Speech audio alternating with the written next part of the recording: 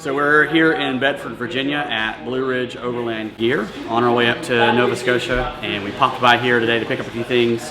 I came in to get one of their spare tire trash bags. They're incredibly well made, and been wanting to pick one up for a little while, so this was a convenient stop for us to do that. They actually didn't have any in stock, so they are actually upstairs making me one right now, which is fantastic. It just tells you how awesome Blue Ridge Overland Gear is and the commitment they have to doing the right thing for their customers.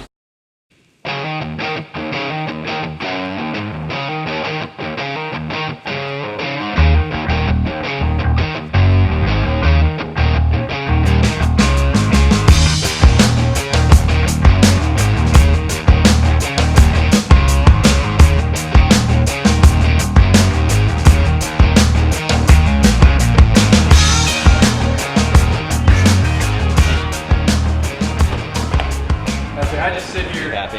I'm so happy!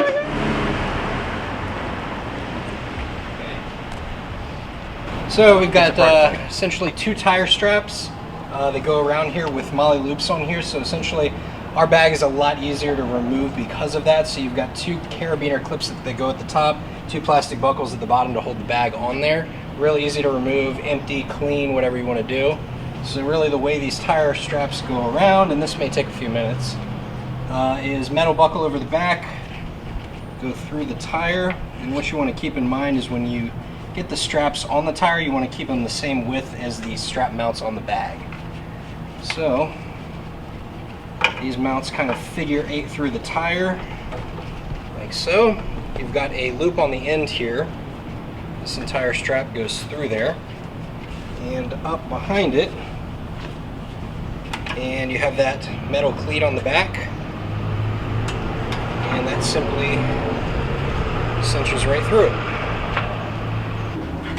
Right there. Carabiners go at the top. I like to do the opening towards the outside, that way they're a little bit easier to remove the bag.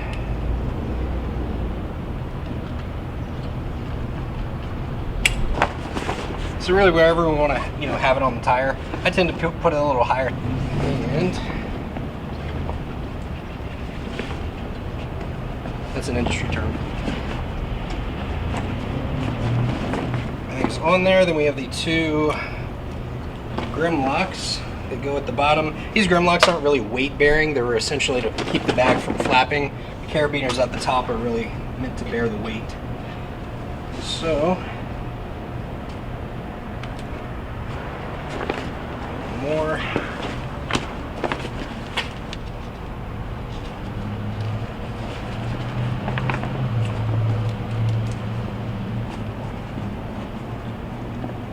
And for the most part installed. What we usually do is cinch up the sides and kind of tuck them in when the bag is empty. That way it sits flat, so you've got zigzag paracord up the side, so you can kind of suck all the slack out of the bag. That way it's not flapping down the road, it doesn't look kind of ugly going down there. And we've got a little barrel cinch on there, and you can tuck the slack inside the bag. We do have one extra strap, which is for a little bit of redundancy and also kind of weight bearing. You've got one extra cinch strap that comes in the kit, and essentially what that is, if you have something heavy down at the bottom, you don't want to bounce up and down on kind of a rough road, you essentially just go around the tire through these two loops on the front and around, and that'll kind of keep everything in the bag down and out. So it's a little bit of redundancy, so things aren't really bouncing around and making a lot of noise and that kind of thing. So that's an extra strap that you've got on there as well. And you've got pouch for trash bags, really whatever you want to use. So what I like to do is I like to take, I think they're like 22 gallon trash bags. They're a little bit smaller than the 30s because I think the 15s are a little bit too small for this. And take those clip things. They're like the black with the silver on them. Yep. And clip a bag in here so you can at least line the thing, and that usually keeps it cleaner. So that is essentially your install on the XL spare tire bag. That straightened up a little bit there. Check it out, dude. There you go. And that thing puffs out to be huge. You could fit probably 2 days worth of firewood in there, which is a super nice option.